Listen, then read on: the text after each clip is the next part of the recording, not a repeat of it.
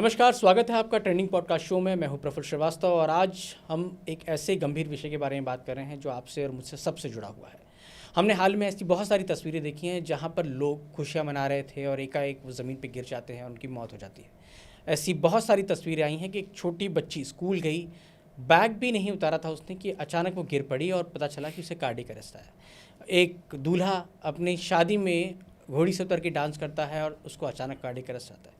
ऐसा क्यों हो रहा है और ये क्या सभी एज ग्रुप के लिए है? क्या कोई ऐसी बीमारी है? क्यों हो रहा है? यही जानने के लिए डॉक्टर रोहित गोयल मेरे साथ मौजूद हैं जो कि कार्डियोलॉजिस्ट हैं और हम इनसे जानेंगे कि सर ये आपने भी देखी होंगी तस्वीरें, सोशल मीडिया पर भी हैं, कई चैनल्स में भी आपने देखी होंगी कि लोग खुशी के मौके पर बात कर रहे हैं, हंस रहे हैं, मुस्कुरा रहे हैं और एकाएक वो फेंट हो जाते हैं, गिरते हैं और पता चलता है कि तब तक उनकी प्राण पखेरु उठ चुकी है। तो ये क्यों हो रहा है सर? और ये सभी एज ग्रुप में हो रहा है, ऐसा नहीं कि कोई 50 साल का ही है, बच्चों में भी हो रहा है, क्यों? जी, तो थैंक यू मुझे यहाँ बुलाने के लिए और ये बहुत ही अच्छा विषय जो हम डिस्कस करेंगे आज। तो पहले सबसे जानना होगा कि कार्डियक अरेस्ट और हार्ट अटैक दोनों डिफरेंट चीज़ें हैं जी। कार्डियक अरेस्ट किसी भी कारण की वजह से हो सकता है, जिसमें हार्ट अटैक एक कारण होता है। मसल कमज़ोर होना, किसी और रीज़न से फेफड़ों में दिक्कत, ब्रेन में दिक्कत, किडनी की प्रॉब्लम, तो अल्टीमेटली सारी जो शरीर की जो प्रॉब्लम्स हैं वो अल्टीमेटली जो डेथ करती हैं वो कार्डियक अरेस्ट की वजह से करती हैं। और हार्ट अटैक अलग कंडीशन है। हार्ट अटैक होता है जब हमारे जो खून की सप्लाई होती है दिल की, उसमें कोई क्लॉट का बन जाना, जिसकी वजह से दिल की खून की सप्लाई कम हो जाती है और दिल को खून नहीं मिलता, जिसकी वजह से वो वीक हो जाता है और हार्ट अटैक हो जाता है।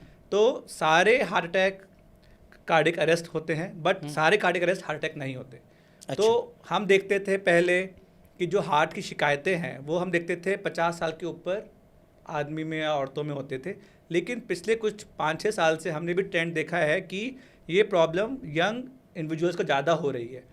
तो इसमें ज़रूरी नहीं कि सारे जो कार्डियक अरेस्ट हो रहे हैं ये हार्ट अटैक की वजह से हो रहे हैं। हार्ट अटैक जल्दी हम देखते हैं 30 साल से ऊपर लोगों में, जो स्मोक करते हैं, जो ड्रिंक करते हैं, जो फिजिकल लाइफस्टाइल जिनका बहुत ही ख़राब है, जो मोटे हैं, या घर में किसी को हार्ट की प्रॉब्लम है, पापा मम्मी दादा दादी नाना नानी, तो उनको हार्ट अटैक के चांसेस ज़्यादा हैं। बट हार्ट कार्डियक अरेस्ट किसी को भी हो सकता है। लेकिन सर आप ये कह रहे हैं ना कि हाल फिलहाल के सालों में आपने देखा, जैसे हम भी यही कह रहे हैं कि हाल फिलहाल के सालों में ऐसी तस्वीर आती है, तो ये क्यों हो रहा है? मतलब लाइफस्टाइल एक बड़ी प्रॉब्लम है, क्योंकि स्मोक और ड्रिंक तो हर कोई नहीं करता। छोटे बच्चे भी आपने देखे तस्वीरों में। तो सबसे ज़्यादा कारण जो हम देख रहे हैं यंग इंडिविजुअल्स में वो है स्ट्रेस।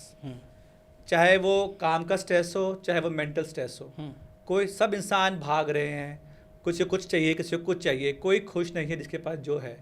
तो हर कोई कुछ आगे बढ़ने के लिए, चाहे वो काम में हो, चाहे वो सामान में हो, हर किसी को ज़्यादा चाहिए। इस चक्कर में वो सब स्ट्रेस में है और स्ट्रेस की वजह से हमारे शरीर में जो हार्मोन्स होते हैं एड्रेनलिन और कॉर्टिसोल वो बढ़ जाते हैं। और वो क्या करते हैं, वो जो हमारी धमनियाँ होती हैं जो शरीर की, उनको सिकोड़ देती हैं, जिसकी वजह से दिल को ज़्यादा प्रेशर अप्लाई करना पड़ता है ब्लड पंप करने के लिए, जिसकी वजह से प्रेशर बढ़ता है हार्ट के ऊपर और हार्ट हमारा फेल हो जाता है या हार्ट में कोई क्लॉट बन जाता है।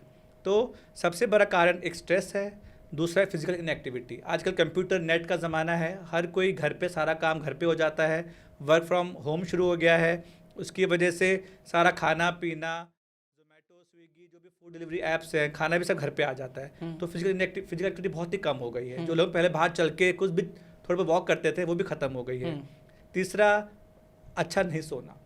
लोग बहुत लेट सोते हैं, टीवी देखते रहते हैं या रील देखते रहते हैं, मोबाइल पे लगे रहते हैं, बात नहीं करते, उसकी वजह से रात को लेट सोते हैं, लेट उठते हैं।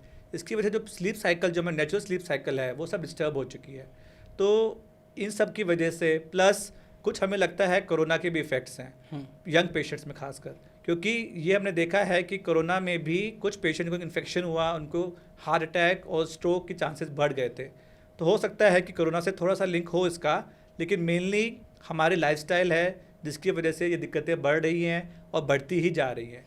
यंग पेशेंट्स में जो बच्चे हैं, छोटे बच्चे हैं, उसमें हार्ट अटैक नहीं होता, उसमें क्लॉटिंग नहीं होती। वो बेसिकली कुछ जेनेटिक फैक्टर्स होते हैं, कुछ कार्डियोमायोपैथी होती है, जैसे मसल का कमज़ोर हो जाना, कुछ बचपन से कुछ अरिथमिया की शिकायत हो सकती है, तो उनमें कोई स्किन करना बहुत ही मुश्किल है। तो एक ये होना चाहिए कि 18 साल से ऊपर जो भी हम कॉलेज जाते हैं या फिर हम ऑफिस ज्वाइन करते हैं तो हमारा एक बेसलाइन ईसीजी स्क्रीन होना चाहिए और बीपी चेक होना चाहिए। सर अपने बच्चों की बात की, बच्चों को जैसे अब अगर 10-11 साल के बच्चे में कोई हार्ट की प्रॉब्लम है, अब वो तब तक नहीं पता चलती जब तक कोई तकलीफ शुरू ना हो। बिल्कुल ठीक तो बात। फिर कैसे पता चलेगा कि उसको कोई जेनेटिक प्रॉब्लम है या कोई आनुवंशिक आ गया है? तो वो कैसे पता चलेगा? तो जो भी तो ये सब स्कूल में हो जाना चाहिए स्क्रीनिंग। एक तो प्रेगनेंसी में एक अल्ट्रासाउंड होता है जब बच्चा माँ के पेट में होता है, एक होना चाहिए अल्ट्रासाउंड, इको होना चाहिए पेशेंट का देखने के लिए पैदा होते ही या फिर जब वो स्कूल ज्वाइन करता है, जिसमें ईसीजी और इको स्क्रीनिंग टेस्ट होने चाहिए, जिससे हमें आइडिया हो जाए कि हाँ पेशेंट बच्चा हमारा स्वस्थ है, आगे चल कोई दिक्कत नहीं आ सकती। प्लस जब भी बच्चा कोई कॉम्पिटिटिव स्पोर्ट्स में पार्टिसिपेट करता है, जैसे स्विमिंग में, रनिंग में, स्पोर्ट्स में, तो उसका एक ईसीजी को होना चाहिए देखने के लिए कि कोई दिल की कोई कंजेनाइटल बीमारी तो नहीं है उसको। यानी ये स्पोर्ट्स खेलने की तैयारी से पहले आपको ये पता कर लेना चाहिए कि आप फिजिकली फिट हैं या नहीं। बिल्कुल। जिम जैसे कोई हमने कोई एक्सरसाइज नहीं करी जिंदगी भर, लेकिन हमने जिम ज्वाइन कर लिया मसल बनाने के लिए, फिट रहने के लिए, तो हम जिम ज्वाइन करते हैं तो उससे पहले हमारा एक बेसलाइन ईसीजी या एक इको हो जाना चाहिए देखने के लिए कोई अंदरूनी शिकायत तो नहीं है। नहीं तो हमने कई देखे हैं जिम करते वक्त पेशेंट जिम कर रहा है, फिजिकली फिट है, लेकिन सडनली उसको अटैक हुआ, वो एक्सपायर हो गया। तो इसलिए हमें मैंडेटरी कर देना चाहिए कि एक ईसीजी या इको कुछ भी स्ट्रेस एक्टिविटी करने से पहले एक मैंडेटरी होना चाहिए स्क्रीन करने के लिए। लेकिन सर ऐसा होता तो है नहीं। जैसे मान लीजिए मेरा कोई दोस्त है या वो जिम ज्वाइन करना चाहता है, वो तो जाके बस पता करता है कि फीस कितनी है, वो भराया और अगले दिन से ट्रेडमिल पर दौड़ना शुरू कर दिया या वेट उठाना शुरू कर दिया। वो तो कोई ध्यान दे नहीं रहा इस नहीं कर सकते कोई, क्योंकि क्या है, India is a cost sensitive market. तो और इतने जिम खुल चुके हैं कि जो अच्छी क्वालिटी के जिम्स हैं वो तो कराते हैं, जो हाई एंड जिम्स हैं, लेकिन जो मेजॉरिटी है वो नहीं कराते हैं। तो फिर हमें या तो अपनी तरफ से एहतियात करके हमें कर लेना चाहिए, नहीं तो हमें अपने आप को हमेशा स्लो एंड ग्रेजुअली इंक्रीज करना चाहिए कुछ भी एक्टिविटी।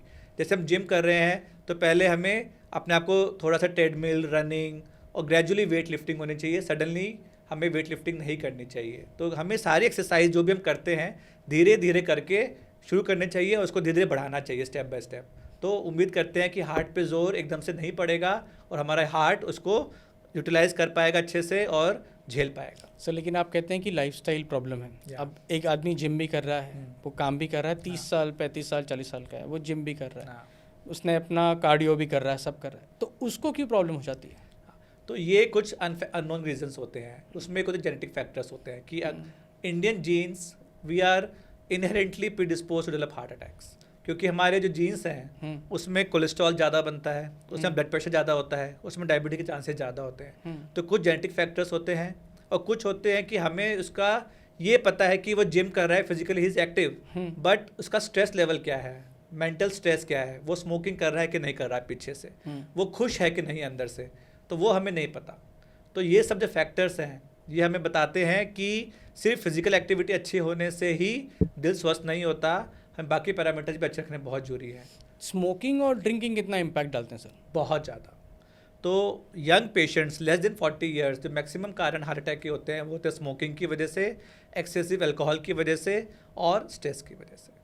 तो मतलब कितना इम्पैक्ट होता है, मतलब कितने स्मोक कर रहे हैं? अगर कोई हमारा व्यूअर देख रहा है वो ये जानना चाहे कि मैं एक सिगरेट स्मोक कर रहा हूँ, 2 कर रहा हूँ, तो मैं कितना? तो एक सिगरेट स्मोक करने से भी हमें हार्ट की शिकायत कभी भी हो सकती है। अच्छा। हाँ, इनफैक्ट जो हम स्मोक इनहेल करते हैं दोस्तों के साथ कंपनी में या सड़क पर, वो भी हमारे हार्ट पर असर डालता है।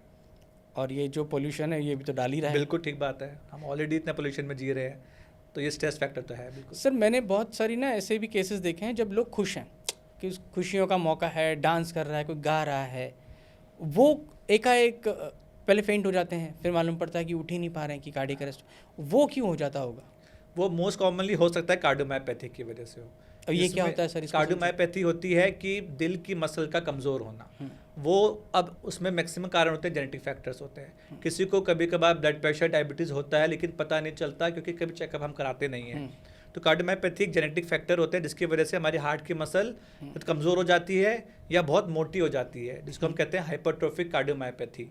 तो इन दो कंडीशंस में क्या होता है कि हार्ट में अरिथमिया होने का चांस बढ़ जाता है, मतलब धड़कन जो होती है बहुत ज़्यादा ऊपर नीचे हो जाती है, जिसकी वजह से सडन कार्डियक अरेस्ट हो जाता है और हमारे मौके पे ही मृत्यु हो जाती है। यानी जैसे एक तस्वीर आई कि डांस कर रहे हैं तो उस दौरान हार्ट बीट बढ़ जाती होगी और वो प्रॉब्लम करती है। हाँ, तो स्ट्रेस हुआ, हम एंजॉय कर रहे हैं, हम हंस खेल रहे हैं, उसकी वजह से जो हमारी बॉडी में जो एड्रेनलिन है जो हमें हार्ट रेट बढ़ाता है, वो हार्मोन इंक्रीज हो जाता है ब्रेन से, और वो क्या करता है, जो शरीर में जो खून की सप्लाई है उसे कंस्ट्रिक्ट कर देता है, उसे निचोड़ देता है, ताकि हमें एनर्जी मिल सके, ब्रेन को मोर एंड मोर ऑक्सीजन पहुंच सके। तो जब ज़्यादा कंजेशन हो जाता है उसका, तो हार्ट को ज़्यादा फोर्स लगाना पड़ता है ब्लड पंप करने के लिए।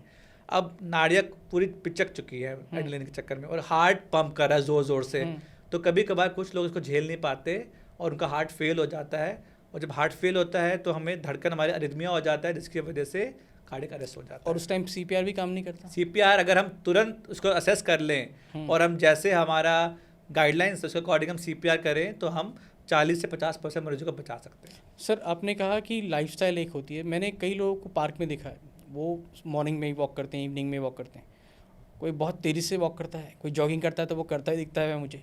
क्या ये भी प्रॉब्लम कर सकता है? लोगों को अनजाने में पता नहीं होता, तो लेकिन वो सोचते हैं कि बिल्कुल नहीं। तो ये इस एक्सरसाइज करना बहुत जरूरी है हार्ट के लिए। तो इसका कुछ लोग जॉगिंग के वक्त, एक्सरसाइज के वक्त अगर कोई कार्डियक अरेस्ट हो जाता है तो हमें घबराना नहीं है, सोचकर कि हमें कितना करना है। आजकल कई मरीज आते हैं पूछते सर हमारा हार्ट रेट 160 तक पहुंच जाता है तो हम रुक जाते हैं। नहीं, पहले जो हम एडवाइस करते थे कि start slow, gradually increase and go to the maximum, जितना आप टॉलरेट कर सकते हो। हमें अभी भी वही फॉलो करना है, लेकिन बीच बीच में अपना चेकअप कराते रहना है। 40 साल के बाद आदमियों को और 50 साल के बाद लेडीज़ को अपना चेकअप कराते रहना है। हर 2 से 3 साल में हार्ट का एक टेस्ट होता है स्टेसिक को, वो कराते रहना है देखने के लिए कि हमारा हार्ट ठीक चल रहा है कि नहीं। हम अपने आप का चेकअप नहीं कराते रेगुलरली, हम एक बार दिखाते हैं किसी रीज़न से और फिर हम छोड़ देते हैं। तो वो सबसे बड़ा कारण है जो हमें अननोन एक्सरसाइज करने के बाद भी हमें दिक्कत आती है। तो हमें रेगुलर चेकअप कराना चाहिए डॉक्टर से, किसी ट्रेंड मेडिकल प्रोफेशनल से, और वो प्रिस्क्रिप्शन पे लिखवा के फिर चेक कराना चाहिए, क्योंकि अपने मन से भी चले आते हैं लोग, तो चेक कराने लोग अपने चेक कराते हैं कि दोस्त को हो गया, सर मेरा भी चेक कर दो। तो वो कराओ, लेकिन regularly you should do every 3 months 3 years मैं कहूँगा। तो इसलिए एक्सरसाइज करना बहुत जरूरी है। ये छोटे मोटे इंसिडेंट जो होते हैं ये तो होते रहेंगे, क्योंकि we can not avoid that. But आप फ़ायदा देखिए, 100 में से कितने लोगों को एक्सरसाइज से फ़ायदा मिल रहा है, और 1 या 2 लोग जिनको दिक्कत हो रही है वो इसलिए हो रही है क्योंकि वो चेकअप नहीं कराते, या फिर हो सकता है कि और अदर फैक्टर्स हो। सर, देश में आपने देखा है डायबिटीज़ बहुत लोगों को है, बीपी की प्रॉब्लम भी बहुत लोगों को है, कोलेस्ट्रॉल की प्रॉब्लम है, दवाइयाँ भी खाते हैं, रेगुलर चेकअप भी होता है। उन लोगों के हार्ट कितना रिस्क पर है, और उन लोगों को क्या करना चाहिए?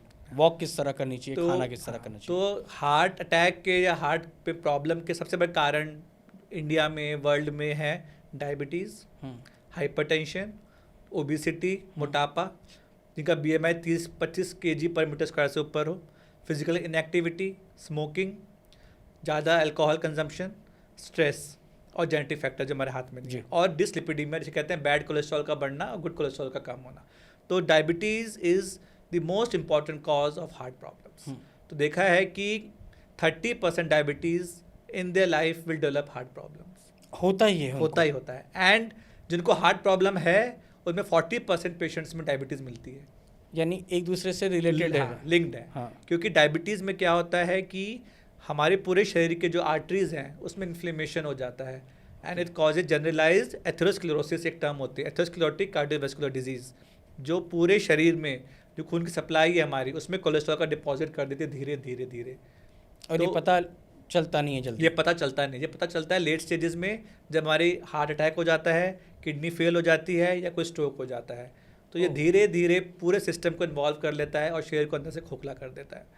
तो इसलिए शुगर, ब्लड प्रेशर अगर हमें है तो हमें इसका रेगुलरली चेकअप कराना चाहिए, इसे कंट्रोल करना चाहिए, चाहे वो डाइट हो, चाहे एक्सरसाइज हो, चाहे दवाइयाँ हो, और दवाइयाँ बिना पूछे छोड़ना नहीं चाहिए डॉक्टर से। हाँ, मैंने बहुत लोगों को देखा है कि थोड़े दिन पहले गए थे डॉक्टर के पास, उन्होंने कहा था बीपी है तो तुमको ये वाली पावर की दवाई लेनी है, और लोग अपना 6 महीने का कोर्स करते रहते हैं। हाँ, तो ये बड़ी दिक्कत है। यंग पेशेंट 30 ईयर्स का पेशेंट आता है, बीपी 200-110 का, और मुझे बोलता है सर बीपी की दवाई आदत तो नहीं पड़ जाएगी मुझे खाने के लिए। तो मैं उसे समझाता हूँ कि यार 200 का बीपी है, if you not take medicine it can cause problems, तुम्हारा हार्ट फेल हो सकता है, तुम्हें स्ट्रोक हो सकता है। तो फिर वो कहीं और आयुर्वेदिक डॉक्टर के पास चला जाता है कि मुझे आदत ना पड़ जाए एलोपैथी की, तो मैं आयुर्वेदिक या होम्योपैथिक ट्रीटमेंट लूँगा और अपना ट्रीटमेंट कराऊंगा, और फिर वो महीने 3 महीने में स्ट्रोक या हार्ट फेल करके आता है हमारे पास। तो ये बहुत बड़ी दिक्कत है यंगस्टर्स में, जो सोचते हैं कि मैं दवाई खाऊंगा तो मुझे आदत पड़ जाएगी। नहीं, दवाई डॉक्टर तक प्रिस्क्राइब करता है जब आपके शरीर को, आपके शरीर के बेनिफिट के लिए उसको ज़रूरत है। तो अगर डाइट एक्सरसाइज से आराम नहीं मिलता, कंट्रोल में नहीं आता, तो प्लीज़ दवाई खाइए, रेगुलर चेकअप कराइए और डॉक्टर की सलाह पर ही दवाई बंद करिए। तो सर ये जो यंग एज में आपने बताया कि 30 वाला होता है, लेकिन बाकी जो एज ग्रुप होता है जिनको डायबिटीज़ भी है, उनको बीपी की दवा भी लेनी है, अब हार्ट की भी प्रॉब्लम हो गई है, किसी को हो गया, तो कैसे वो लोग मैनेज करें अपने हार्ट को? तो हम सब पेशेंट्स को, जो भी हमारे डायबिटीज़, हाइपरटेंशन, लाइफस्टाइल फैक्टर्स होते हैं, हार्ट के पेशेंट होते हैं, सबको हम एडवाइस करते हैं good diet, exercise, sleep for 7 to 9 hours per day, और अगर हार्ट की मसल ठीक है तो अपना को स्ट्रेस कम करें, और जो दवाई लिखी है वो खाते रहिए और रेगुलर फॉलोअप करते रहिए। तो अब डाइट पे अगर हम आए तो हम सब कुछ एडवाइस करते हैं कि जो भी नेचुरल फूड है वो खाएं, बाहर का खाना, पैक खाना, बेकरी आइटम्स, प्रोसेस फूड्स कम से कम, घर का खाना खाइए, टाइम पे खाइए, हेल्दी खाइए। और अगर आप थोड़े से वजन है आपका, तो जितना आपको भूख लगता है उसका 80% खाइए, ताकि शरीर में एक खाने की कमी होगी तो वजन भी कम होगा और शरीर हेल्दी भी रहेगा। लेकिन इंसान मानता कहाँ है, उसको तो उतना ही खाना है जितना से खाना है। हाँ, तो वो चीट डेज अलाउड है कि हफ्ते 10 दिन में एक बार जो उसका मन करे खाए, लेकिन majority of the days time पे खाना चाहिए, घर का खाएं, सिंपल खाएं, और more of fruits, vegetables, milk products, और अगर नॉनवेज खाने के शौकीन है तो लीन मीट जैसे चिकन और फिश ज़्यादा हेल्दी हैं एज़ कम्पेयर टू मटन या रेड मीट जो होता है। वो भी कोई स्टीम करके खाना चाहिए, स्टीम, ग्रिल्ड या सॉटे करके खा सकते हैं, कम से कम फ्राइड खाना चाहिए हमें और प्रोसेस खाना चाहिए। सर आपने अभी ये खाने की बात की, तो प्रधानमंत्री जी ने हाल ही में कहा है कि 10% तेल अपने खाने से कम कर दीजिए, वो बार बार कह रहे हैं इस बात। बिल्कुल तो ठीक क्या बात है। इसका मायने है आपके तो हिसाब से? बिल्कुल ठीक बात है। हमारा जो इंडियन खाना है वो हमेशा फ्राइड होता है, डीप फ्राइंग हमारे इंडियन खाने में बना हुआ है, घी हमारे में है। तो देसी घी अच्छा है, बट 10 ml से 15 ml पर डे, चाहे आप रोटी पे लीजिए, चाहे परांठा में लीजिए, चाहे दाल में, चावल में, तो 2 से 3 चम्मच पर डे आप घी ले सकते हैं। प्लस सरसों का तेल जो हमारे इंडियन कुकिंग बहुत कॉमन है, तो सबसे अच्छा है हार्ट के लिए। लेकिन वो असली होना चाहिए। हाँ, वो होना चाहिए एकदम प्योर फ्रेश, कच्ची घानी का जो हम कहते हैं। अडल्टेटेड का कुछ पता नहीं, लेकिन फ्रेश सरसों का तेल सबसे अच्छा है, और वो आप कितना भी कंज्यूम कर सकते हैं। फिर जो बाकी जो ऑयल हैं, rich in omega 3, omega 6 polyunsaturated fatty acid, जैसे olive oil, canola oil, rice bran, sunflower और सोयाबीन, ग्राउंड नट, ये सब अच्छे ऑयल है। आप इनको शैलो फ्राइंग के लिए यूज़ कर सकते हैं, लेकिन ऑयल को रीहीट मत करें। यानी एक बार बनाया तो उसको थ्रो अवे थ्रो कर दीजिए। ऐसा कर पाएंगे? बस वही दिक्कत है कि हम वो छोड़ नहीं पाते, तो हमें कम तेल में अपनी चीज़ें फ्राई करनी चाहिए, ताकि उसको हम रीयूज़ नहीं करें और फेंक दें। आप एक टाइम कुकिंग में यूज़ कर सकते हैं, लेकिन दोबारा जैसे आज हम बचा के रख लिया और कल यूज़ कर लिया, वो नहीं करें, क्योंकि वो खराब हो जाता है। अब जैसे किसी ने कुछ फ्राई कर लिया, पापड़ी फ्राई कर लिया मान लीजिए, और वो तेल तो बहुत सारा बच गया, वो फेंकेगा तो नहीं, उसको छलनी से छान के वापस रख लिया, वो फिर वापस यूज़ करेंगे, तो रीहीट। हाँ, तो अनहेल्दी प्रैक्टिस है। तो उससे क्या प्रॉब्लम होगी? तो उससे कम तेल लीजिए, ताकि कम तेल में आप तलिए और उसको फेंक दीजिए, क्योंकि जो हम रीहीट करते हैं तेल को, तो वो हाइड्रोजनेटेड फैट बन जाता है, और वो बहुत ज़्यादा एथेरोस्क्लेरोटिक होता है, और वो हमारे हार्ट को, ब्रेन को, किडनी को डैमेज करता है। तो 10% कम करने से हो जाएगा? बिल्कुल हो जाएगा। कैसे कम? मतलब ये 10% आप करेंगे, इतने अमाउंट में ही लें तो 10% कम हो जाएगा खाने में? हाँ, तो हम फ्राई, देखा जाए तो हम फ्राई खाते हैं, हम सॉटे कर सकते हैं चीज़ों को, हम बॉयल करके सॉटे करिए, वही टेस्ट आएगा, और धीरे धीरे अपने टेस्ट बड्स को हम यूज टू करेंगे तो हमें उसी में स्वाद आने लग जाता है। तो अब कल तो ग्रिल्ड, बेक्ड, बॉइल्ड, सॉटे सब में अच्छा टेस्ट आता है। तो वंस अ वीक फ्राई खाइए, और बाकी टाइम अपना सॉटे या उबाल के खाइए, बहुत अच्छा लगता है खाना। सर हम हार्ट की बात कर रहे हैं, आप खाने की भी ये बात आ गई है, तो एक चीज़ आपने देखा होगा, वो लोग रील देखते हो ना, तो उसमें फूड ब्लॉगर्स के वीडियोस आते हैं, उसमें वो खूब खाना दिखाते हैं, जिसमें ऊपर से खूब सारा चीज़ घस रहे हैं, फिर बटर भी आ रहा है, बटर में भी वो उसको सेक रहे हैं। जब इतना सारा चीज़ बटर होगा तो हार्ट कैसे हेल्दी रहेगा? तो ये सब आप शौक के लिए कर सकते हैं, 1 in 10 days और 7 days, नो प्रॉब्लम। खाइए, लेकिन उतना ही दौड़िए, एक्सरसाइज करिए।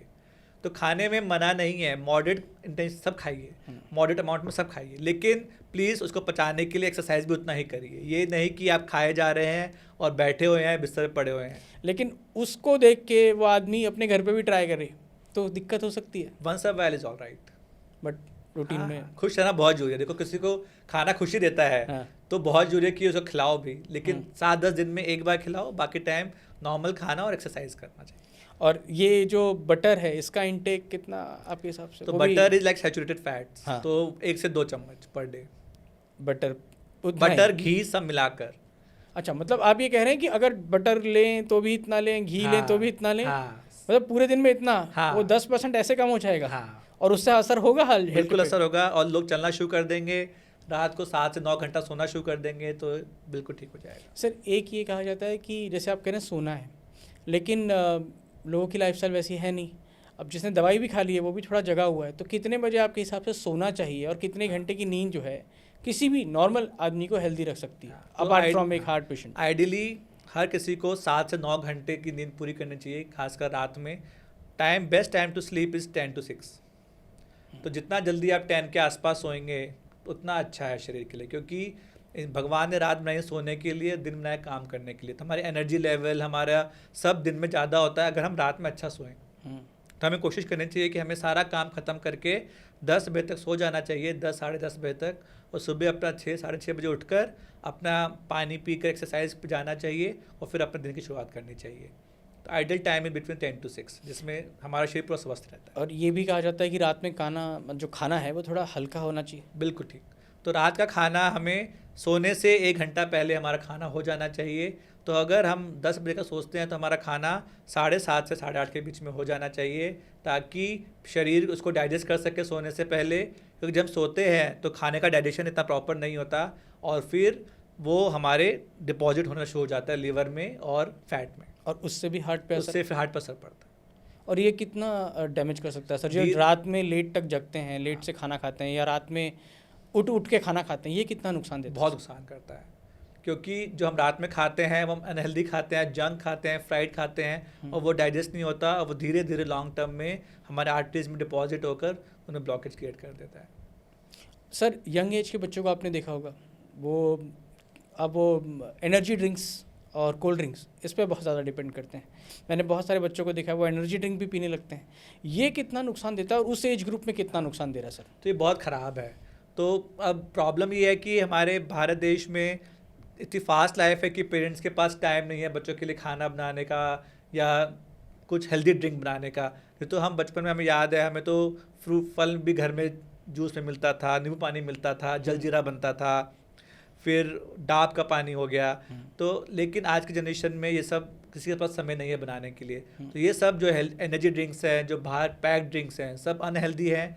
इसमें अननेसेसरी का शुगर है, केमिकल्स हैं जो कि बहुत ज़्यादा नुकसान करते हैं। और इसकी जो कोलेस्ट्रॉल डिपॉजिशन की जो शुरुआत है वो बचपन से ही शुरू हो जाती है हमारे में, क्योंकि बच्चे इतना ज़्यादा जंक फूड खाते हैं, इतना अननेसेसरी हेल्दी ड्रिंक्स लेते हैं, जो कि धीरे धीरे हमारे बॉडी में डिपॉजिट शुरू हो जाता है। हाँ, क्योंकि फ्राई भी हो गया, ये भी हो गया, तो कितना शुगर और कोलेस्ट्रॉल आपको लगता है कि अगर किसी ने एक अमाउंट ऑफ फ्राइज़ ले लिया, फॉर एग्जांपल 100 ग्राम फ्राइज़ खाया, साथ में एक एनर्जी ड्रिंक ले ली और कुछ पिज़्ज़ा या बर्गर चीज़ वाला आइटम, तो कितना कोलेस्ट्रॉल उसके बॉडी में आपको लगता है जमा हो जाता है, कितना फैट हो जाता है? बहुत जमा हो जाता है। अगर आप स्टैटिस्टिक्स देखेंगे तो अगर यही बच्चा 10 साल की उम्र से 18 साल की उम्र तक खाएगा तो उसमें काफ़ी ज़्यादा डिपॉजिट मिलेंगे अगर हम चेक करेंगे तो। लेकिन बच्चे जो दुबले पतले दिखते हैं और वो खा रहे हैं, क्या उनमें भी हो जाता है ये? बिल्कुल। तो वजन से कोलेस्ट्रॉल का कोई रिलेशन नहीं है। हमने पतले लोगों में भी कोलेस्ट्रॉल बिगड़ते हुए देखा है और मोटे लोगों में भी कोलेस्ट्रॉल नॉर्मल देखा है। It's all about healthy eating, healthy lifestyle. सब खाइए, लेकिन एक अपना फिजिकल एक्टिविटी रूटीन रखिए ताकि जिसमें स्पोर्ट्स भी हो, अपना मेंटल स्ट्रेस डिक्रीज करने का रिलीज वो भी हो, और नींद भी अच्छी हो। सर बच्चों की बात हो रही है तो सर, क्योंकि आज का कॉम्पिटिटिव एनवायरनमेंट है, बच्चे अलग अलग एग्जाम्स की प्रिपरेशन करते हैं, वो भी एक स्ट्रेस है बहुत बड़ा। खाना पीना भी गड़बड़ हो जाता है। इस वजह से बच्चों के केसेस आपके पास आते हैं क्या, जिनको कोई हार्ट की प्रॉब्लम जैसी लग रही है कि मतलब कोई कार्डियक प्रॉब्लम हो सकती है उनको? ऐसा देखा है आपने केसेस? तो बच्चे आते हैं, लेकिन majority of them they have anxiety only.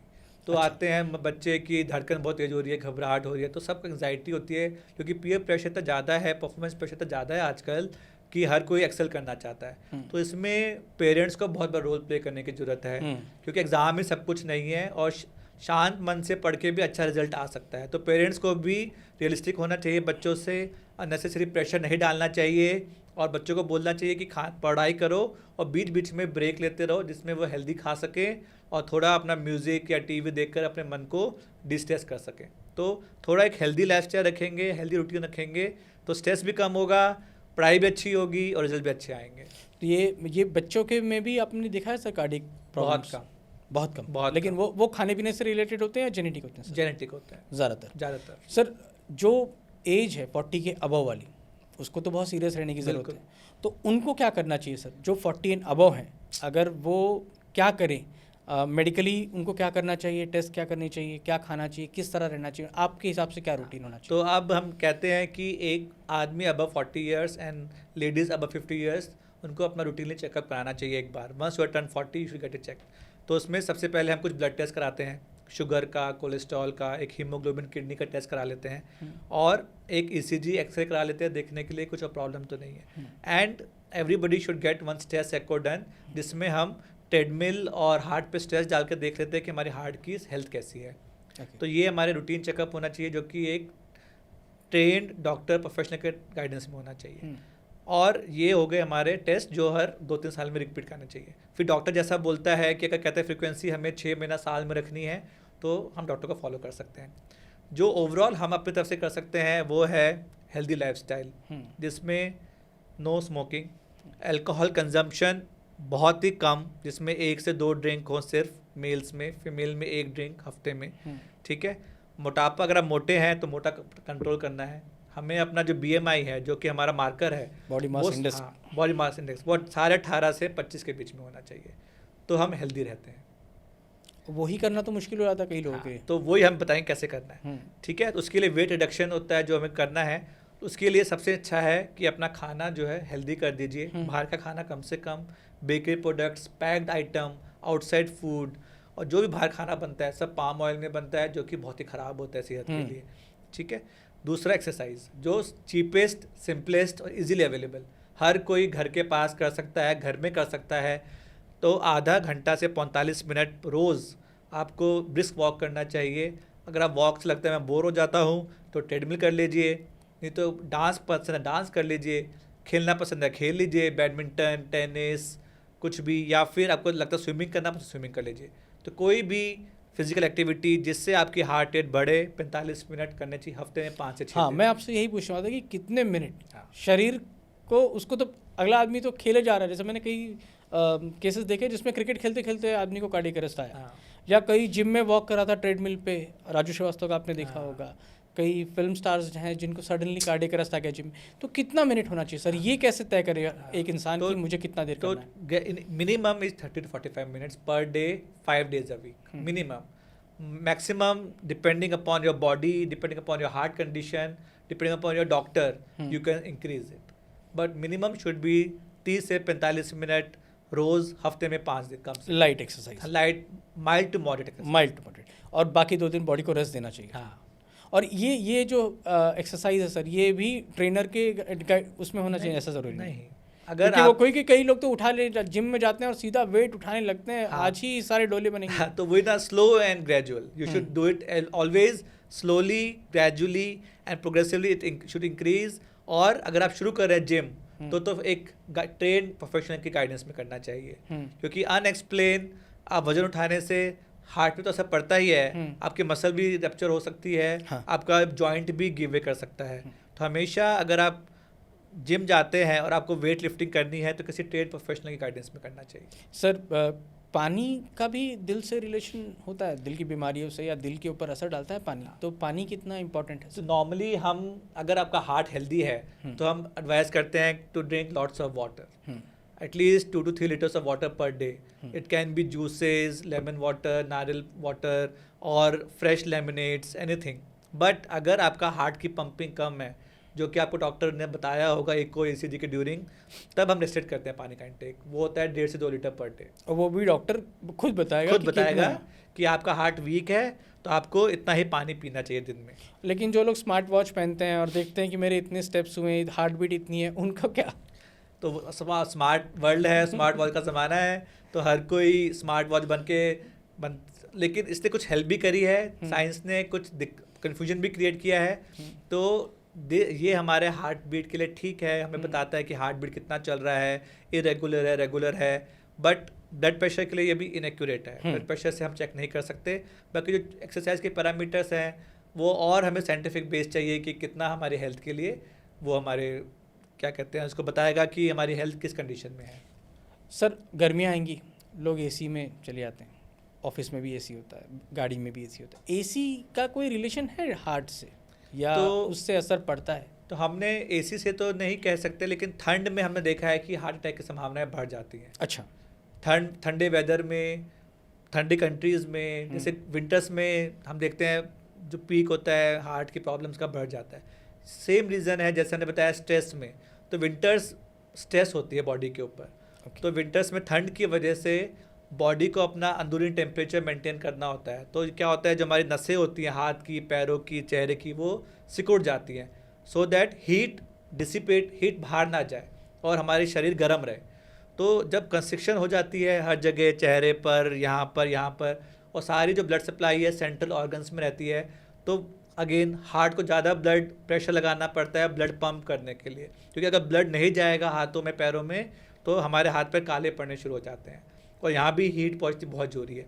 तो अगेन हार्ट पे जोर पड़ता है, और जब हार्ट पे जोर पड़ता है तो हार्ट फेल हो सकता है, और किसी को अंडरलाइंग ऑलरेडी कोई शिकायत है शुगर की, बीपी की, तो ज़्यादा स्ट्रेस पड़ता है और हार्ट अटैक बन जाता है। यानी सर्दियों में तकलीफ बढ़ जाती है? और गर्मियों में ज़्यादा कंफर्टेबल रहते हैं, क्योंकि हमारी नसें कंस्ट्रिक्ट नहीं करती, बॉडी टेम्परेचर कंट्रोल कर लेती है, पसीना आता है, तो ब्लड सप्लाई अच्छी रहती है, हार्ट पे जोर कम पड़ता है, हार्ट अटैक की चांसेस गर्मियों में कम हो जाते हैं। लेकिन again sudden discrepancy, change of weather, जैसे बहुत ठंड से बहुत गर्मी में गए या बहुत गर्मी से बहुत ठंड में गए, तो सबसे दिल पे जोर पड़ता है। वो इसीलिए मैं पूछ रहा हूँ कि सर जैसे आप वॉक करके आए बाहर से, आपने तो मॉर्निंग वॉक किया और आके आप एसी कमरे में बैठ गए, तो प्रॉब्लम हो जाती है। बिल्कुल, तो हमें टेम्परेचर सडनली कम नहीं करना चाहिए, हमें ग्रेजुअली से कम करना चाहिए। सर एक सवाल ये भी है कि सर लोग जो लगातार अपने मतलब चेक करवाते हैं और उसके बाद भी उनको नहीं पता चल पाता, इसकी कोई वजह? मतलब मैं कह रहा हूँ कि किसी ने ईसीजी कराया, इको कराया, ये कराया, उसमें कुछ निरंतर नहीं आया, लेकिन एकाएक आ गया। हाँ, तो ये बहुत अच्छा सवाल है। जैसे हम क्या करते हैं, हमने पेशेंट का ईसीजी कराया, स्ट्रेस इको कराया, टीएमटी करा के हमने चेक कर लिया कि कोई ब्लॉकेज नहीं है, पेशेंट बिल्कुल ठीक है, लेकिन देखा 2 हफ्ते बाद उसको हार्ट अटैक आया, वो हॉस्पिटल में आ गया। तो फिर से हमसे सवाल करते हैं, सर हमें तो सब ठीक था, फिर ये कैसे हो गया? तो ये होता है कि जो हमारे दिल की सप्लाई होती है, जो हम चेक करते हैं स्ट्रेस इको में, वो होता है ब्लॉकेज मोर देन 70%। तो अगर 70% से ऊपर ब्लॉकेज है तो इसको डिटेक्ट करता है कि है कि नहीं है। लेकिन छोटी छोटी जो ब्लॉकेज होती हैं 10%, 20%, 40%, ये टेस्ट उसको डिटेक्ट नहीं करता। और ये जो डिपॉजिट होते हैं, ये किसी स्ट्रेस की वजह से ये फट जाते हैं। जैसे बॉडी में स्ट्रेस हुआ, एक एंग्जाइटी हुई, तो ये छोटे छोटे जो डिपॉजिट हैं फट जाते हैं। और शरीर में कुछ भी अगर चोट होती है तो उसे हीलिंग करने के लिए, जैसे कोई चोट लगी तो हील होने के लिए स्कैब बन जाता है, ऐसे ही जब दिल के अंदर फट जाते हैं तो बॉडी उसको हील करने की कोशिश करती है, और हील करते वक्त उसमें क्लॉट बन जाता है, और वो क्लॉट खून की सप्लाई दिल के अंदर कम कर देता है, जिसकी वजह से हार्ट अटैक हो जाता है, जो ये टेस्ट में नहीं आ पाता। तो वो टेस्ट चेक करने के लिए सबसे अच्छा होता है सीटी एंजियोग्राफी या फिर हेल्दी लाइफस्टाइल। और ये भी तब जब डॉक्टर बताए। हाँ। तो लेकिन अगर आपको छोटे मोटे ब्लॉकेज आती हैं, इसका मतलब ये नहीं है कि आपको हार्ट अटैक हो सकता है। सबसे जरूरी है हेल्दी लाइफस्टाइल, ताकि डिपॉजिट जो हैं ये कम हो जाएं, रिग्रेस हो जाएं और आगे चलकर फटे नहीं। तो इसलिए ये टीएमटी, स्ट्रेस इको, ये सब टेस्ट इन छोटी ब्लॉकेज को नहीं डिटेक्ट कर पाता है। सर वो जो जिम जाने वाले होते हैं ना, और बाकी लोग जो स्मार्ट अप पहनते हैं, तो मैंने बहुत सारे दोस्तों की बात कर रहा हूँ मैं अपने, वो कैलोरी काउंट करने लगते हैं आजकल, इसमें इतनी कैलोरीज है, इतनी कैलोरीज है। कितनी कैलोरी ज़रूरी होती है सर? और जो नमकीन पैकेट्स और ये सब जो खाते हैं, उससे क्या कैलोरी ज़्यादा हो जाती है बॉडी में, कैसे करें? बिल्कुल, तो हेल्दी शरीर के लिए हेल्दी डाइट बहुत ज़रूरी है। और डाइट हमने देखा है कि कैलोरीज वाइज होता है। जैसे कोई अगर काम नहीं करता, बिल्कुल सीडेंटरी लाइफस्टाइल है, तो उसके 2800 से 3200 कैलोरीज होती हैं। कोई मॉडरेट काम करता है तो हम कहते हैं 3200 से 3800 कैलोरीज होती हैं। और कोई जो बहुत ज़्यादा काम करता है, जैसे लेबर है जो फैक्ट्री में काम कर रही है या बिल्डिंग में बनाने में काम कर रही है, तो उनकी रिक्वायरमेंट ज़्यादा होती है, बॉडी ज़्यादा काम करती है, बॉडी को ज़्यादा कैलोरीज एनर्जी चाहिए, तो उनकी 3800 से 4400 कैलोरीज कहते हैं। तो ये हमारी एक रिक्वायरमेंट होती है बॉडी की, मिनिमम कैलोरीज की, जो हमें हेल्दी रखती है। अगर इसके बियॉन्ड हम कंज्यूम करते हैं तो यूटिलाइज तो होती नहीं शरीर में, तो वो एक्स्ट्रा कैलोरीज डिपॉजिट हो जाती है लिवर के अंदर, शरीर के अंदर एज फैट, ताकि फैट डिपॉजिट हो जाता है और वो धीरे धीरे over period of time can cause blockage and can cause problems. तो इसलिए, और जो हमारा पैक्ड फूड है, जंक फूड है, आउटसाइड फूड है, इन सब में अनएक्सप्लेन कैलोरीज इतनी ज़्यादा है कि हम उनको नॉर्मल फूड से कंपेयर नहीं कर सकते। मतलब वो पैक फूड कहीं से भी हेल्दी तो नहीं होता होगा, बिल्कुल चाहे जूसेस क्यों ना हो। हाँ हाँ, एब्सोल्युटली। जूसेस में एडिड शुगर होता है जो हम काउंट नहीं करते। पैक्ड फूड में पाम ऑयल होता है जो बहुत एथ्रोजेनिक होता है, फिर उसमें सॉल्ट होता है, कंटेंट ज़्यादा होता है, फिर उसमें कैलोरीज भी ज़्यादा होती हैं। तो उसको स्वाद बनाने के लिए they have to add extra salt, extra sugar, oil, जो कि बहुत ही अनहेल्दी होता है और अनएक्सप्लेन कैलोरीज का सोर्स होता है। सर, अब गर्मियाँ भी आने वाली हैं, तो आपकी क्या राय रहेगी कि गर्मियों में लोग अपना ध्यान कैसे रखें, खासकर हार्ट को, क्योंकि हार्ट है तो हम हैं, नहीं तो शरीर को इसलिए नहीं होगा। तो अगर आपको हार्ट की दिक्कत नहीं है और आप हेल्दी हैं तो पानी खूब पीना चाहिए, क्योंकि गर्मियाँ बहुत ज़्यादा है, तो हाइड्रेशन बहुत जरूरी है। फिर अपना हेल्दी खाना खाएं, सिंपल खाएं, टाइम पे खाएं और घर का खाएं जितना खा सकते हैं। अगर आप ट्रैवल कर रहे हैं, जैसे लोग कोई मीटिंग में बहुत ट्रैवल करते हैं, तो लुक फॉर हेल्दी ऑप्शंस, जैसे सैलड्स हो गए, रॉ वेजिटेबल्स हो गए, फ्रूट्स हो गए, तो और फ्राइड फूड कम से कम खाएं। Healthy fried food, spicy food कम से कम कोशिश करें, ठीक है। तीसरा, अपना सुबह या शाम जब मौसम अच्छा लगता है आपको, आधा पौना घंटा वॉक करें, बहुत ज़रूरी है। अपनी अगर आप दवाई खाते हैं शुगर की, ब्लड प्रेशर की, तो रेगुलर दवाई खाते रहें। रात को 7 से 8 घंटे का नींद पूरी करनी है। और अगर आपको लगता है कि मैं चल नहीं सकता, मुझे दर्द है घुटने में, तो yoga, meditation, deep breathing exercises, जो कि मोदी जी भी बोलते हैं और हमारा देश आगे भी है योग देश के नाम से, तो योगा, मेडिटेशन और डीप ब्रीदिंग एक्सरसाइजेज घर पे हर कोई कर सकता है। ऑनलाइन ऑप्शंस भी अवेलेबल हैं। तो आधा पौना घंटा हमें घर में योगा, मेडिटेशन और डीप ब्रीदिंग करना चाहिए, ताकि हमारा हार्ट भी फिट रहे, हमारे जॉइंट, मसल सब फिट रहे। तो ये तो सर हेल्दी लोगों के लिए। हाँ। जिनको प्रॉब्लम है हार्ट की, वो लोग क्या करें? तो जो हार्ट के पेशेंट्स हैं वो एक तो फिर दवाई रेगुलरली खाएंगे, दूसरा अपना आधा पौना घंटा का नॉर्मल एक्सरसाइज करेंगे, सिंपल वॉक या ब्रिस्क वॉक जितना उनका शरीर अलाउ करे। तीसरा, अपना टाइम पे सोएं, 7 से 8 घंटे की नींद पूरी करें। चौथा, खुश रहें, थोड़ा लोगों से बात करते रहें, अपना काम करते रहें और समय पे खाएं, स्मोकिंग, ड्रिंकिंग ना करें और लोगों से मिलते रहें, बात करते रहें, खुश रहें, स्वस्थ रहें। सर, खाने की बात फिर से मैं आपसे एक चीज़ पूछना चाह रहा हूँ कि व्रत आते हैं, लोग व्रत भी रखते हैं, जो जिनको प्रॉब्लम है, जिनको नहीं है, दोनों व्रत रखते हैं, उससे शरीर पे कुछ असर पड़ता है क्या? बिल्कुल पड़ता है। तो व्रत इंटरमिटेंट फास्टिंग जैसा ही है जो हमारे व्रत रखते हैं।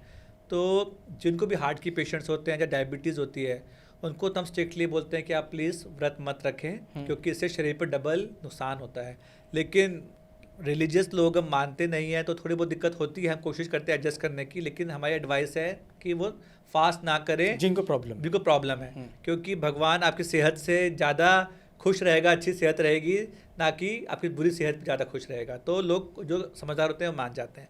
जो कोई दिक्कत नहीं है, जो हेल्दी हैं, तो व्रत या इंटरमिटेंट फास्टिंग से लोग कहते हैं कि अच्छी बात है, शरीर पे असर, वजन कम होता है, ब्लड प्रेशर कंट्रोल आता है, शुगर कंट्रोल आता है, लेकिन इससे हार्ट के लोड ज़्यादा पड़ता है। फास्टिंग, इंटरमीडिएट फास्टिंग से भी, और लोड ज़्यादा जो डाइटिंग करते हैं उनके लिए भी। तो अगर आप हफ्ते में 1 दिन कर रहे हैं या कुछ घंटे के लिए कर रहे हैं तो अलाउड है, लेकिन रोज़ फास्ट करना, रेगुलरली करना, अपने शरीर पे ध्यान नहीं देना, और वो सब हार्ट पे ज़्यादा असर डालते हैं। तो यूएस में, जो कि हम साइंटिफिक हमारा बेस बनता है, वहाँ पे हमने एक स्टडी थी जिसमें इंटरमिटेंट फास्टिंग लोगों में देखा, 20,000 लोगों में स्टडी किया जी। तो वजन कम हुआ, ब्लड प्रेशर कंट्रोल हुआ, शुगर कंट्रोल हुआ, लेकिन हार्ट के चांसेस 90% बढ़ गए थे, यानी हार्ट अटैक के, हार्ट वीकनेस के। तो इसलिए एज अ हार्ट स्पेशलिस्ट हम इंटरमिटेंट फास्टिंग या व्रत एडवाइस नहीं करते, क्योंकि ये हार्ट के लिए हाईली अनहेल्दी होता है। तो जो लोग करते हैं वो कैसे करें? मतलब जैसे किसी को अब पतला होना है, एक्सरसाइज भी तो कर रहा है, लेकिन फास्टिंग भी ज़रूरी, डाइटिंग भी ज़रूरी है, तो वो लोगों के लिए क्या गाइडेंस होना चाहिए और किसके गाइडेंस में करना चाहिए? तो हेल्दी खाएं, टाइम पे खाएं, वो कम खाएं। इंटरमीडिएट फास्टिंग हाँ, और ये जो तो फास्टिंग है ये सब हाँ, ना करें। तो small and frequent meal should be the norm, कि हम थोड़ा थोड़ा खाएं, चाहे हम 3 मील के बजाय उसको 5 to 6 मील्स कर दें, और हेल्दी खाएं, घर का खाएं, सिंपल खाएं, और टाइम पे खाएं, और लेट नाइट खाने को अवॉइड करें। क्या डाइटिंग मतलब करना चाहिए, नहीं करना चाहिए आपके साथ? डाइटिंग, अगर आपका वजन ज़्यादा है तो डाइटिंग करना चाहिए, लेकिन जितनी आपको भूख है उसका 80% खाएं। तो जैपनीज पीपल जो हम देखते हैं, जो कि लॉन्गेस्ट लिविंग पीपल हैं, एक ओकिनावा जो प्लेस है, वहाँ पे हर कोई कम्युनिटी में रहता है, और वहाँ पे लिमिटेड पोर्शन होते हैं, वो 4 पोर्शन रखते हैं, और वो 80% ऑफ द टोटल उनका वो होता है कि जितनी हमें भूख है हम उसको 80% खाएंगे, उससे ज़्यादा भूख होगी तो हम छोड़ देंगे। तो धीरे धीरे आप लगी हो तो आप उसको धीरे धीरे प्रैक्टिस करेंगे तो आप देखेंगे कि आपका पेट, आपकी जो भूख है उतनी हो जाएगी कि आप 100% के बजाय 80% खाएं। तो 80% हेल्दी खाएंगे तो आपका शरीर भी हेल्दी रहेगा, और जो 20% अननेसेसरी कैलोरीज हैं वो कम हो जाएंगी, और अपने आप का वजन कंट्रोल में आ जाएगा।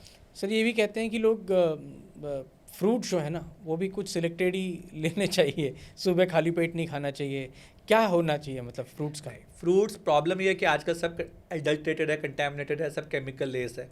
अगर फ्रेश फ्रूट्स हैं तो आप कभी भी खाइए, ठीक है, कितना ही खाइए, कोई दिक्कत नहीं है। बस ये है कि कुछ फ्रूट्स शुगर के पेशेंट्स में या हार्ट के पेशेंट में अवॉइड करने को बोलते हैं। बाकी मौसम के हिसाब से जो फल आ रहा है, जो नेचुरल फूड है, वो खाना चाहिए, और हम कोशिश करते हैं कि खाने के 1 घंटा पहले, 1 घंटे बाद ना खाएं, क्योंकि उससे एक्स्ट्रा कैलोरीज आ जाती हैं। लेकिन अगर 2 घंटे का गैप है खाने के बीच में तो हम फ्रूट खाना चाहिए, मेरे को लगे। तो आपके हिसाब से अब लोगों को, मैं एक जेनरिक कर रहा हूँ, मैं बच्चों से लेकर सबके लिए, अगर टेस्ट कराना है, किसी को चेक करना है कि मैं हेल्दी हूँ नहीं हूँ, तो कितने कितने पीरियड में आपको लगता है कि कराते रहना चाहिए, और इसको कब से शुरू कर देना चाहिए? तो बच्चों से स्टार्ट कीजिएगा। सर तो बच्चों में हमें जैसे स्कूल जब अगर ज्वाइन करते हैं 18 साल के होने पे मुझे लगता है एक बार स्क्रीनिंग होना चाहिए, जब स्कूल से कॉलेज जाता है। तो उसमें बेसिक टेस्ट में हीमोग्लोबिन, किडनी, शुगर, लिपिड्स, और एक ECG और एक एक्सरे, अगर ये सब ठीक है तो हम 99% कह सकते हैं कि हमारा बच्चा हेल्दी है और वो आराम से सारे काम कर सकता है। और ये अगर वो हेल्दी लाइफस्टाइल रखेगा तो हमें कोई दिक्कत नहीं है। फिर पहला चेकअप होना चाहिए या तो 30-35 साल की उम्र में होना चाहिए, अगर घर में किसी को ऑलरेडी शुगर है, ब्लड प्रेशर है, हार्ट की शिकायत है। अगर घर में सब हेल्दी हैं, कोई प्रॉब्लम, कोई फैमिली हिस्ट्री नहीं है, तो लेडीज़ में 50 ईयर्स के ऊपर और जेंट्स में 40 ईयर्स के ऊपर ब्लड टेस्ट और हार्ट का चेकअप होना चाहिए। और लेडीज़ में 50 पे क्यों? और क्योंकि भगवान ने लेडीज़ को बचा रखा है 50, क्योंकि हार्मोन्स, जो फीमेल हार्मोन्स होते हैं, तो they are protected from heart problems till 50 years of age. तो जब मेनोपॉज सेट इन होता है तब उनका रिस्क आज वो जितना हो जाता है। तो जब तक मेनोपॉज सेटल नहीं होता, they are protected from having any heart problem और ब्रेन प्रॉब्लम अनटिल अनलेस वो डायबिटिक है या फिर स्मोक करती है। ओके तो ये रिस्क फैक्टर्स अगर हैं तो 40 ईयर्स पे शो जाना चाहिए। लेकिन अगर रिस्क फैक्टर नहीं है तो 50 ईयर्स इज गुड इनफ। और उसके बाद every 2 years you should get yourself checked through blood test and heart checkup. Sir एक मैं ये इसलिए सवाल पूछ रहा हूँ क्योंकि मैंने देखा है केस जहाँ पर ECG को सब हुआ, सब कुछ नॉर्मल आया, बाद में पता चला कि वो हर्पीस या शिंगल्स कहते हैं, वो भी उसके सिम्टम्स भी हार्ट के प्रॉब्लम जैसे होते हैं लगता है। तो चेस्ट पेन जो होता है सिर्फ चेस्ट पेन हार्ट की वजह से नहीं होता। हाँ ये ज़रूरी बात है। चेस्ट पेन मतलब चेस्ट में दर्द, तो चेस्ट में हमारे पास मसल्स भी हैं, बोन्स भी है, नर्व्स भी हैं, फिर हमारा स्टमक भी है, फिर हमारे लंग्स भी हैं। तो इसमें किसी में भी दिक्कत होगी तो हमें चेस्ट पेन हो सकता है। तो मोस्ट कॉमनली चेस्ट पेन हम सोचते हैं चेस्ट पेन मतलब हार्ट का पेन। वो अच्छी बात है क्योंकि पता होना बहुत जरूरी है, तभी हम चेकअप के लिए आते हैं, और सबसे ज़्यादा जानलेवा हार्ट की प्रॉब्लम होती है।